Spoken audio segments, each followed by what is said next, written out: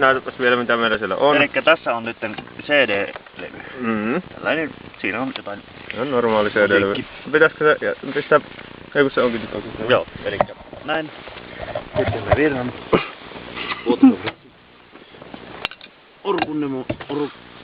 Asennamme kameran. No niin, jatkakaa. Jaa, tämähän on erittäin interessanttia. Sangen. Tästähän saatais jouluvalot tehtyä nyt CD-levystä. Säkenöi. Joo. Kirjelmistä. Se levy poltetaan. Joo. Mikä on musiikkiaiheena? Se on kyllä DVD-levy, mutta ei se haittaa. Tämä mikroaaltouuni lukee kaikkia formaatteja. Ja polttaa myös sitä myöten.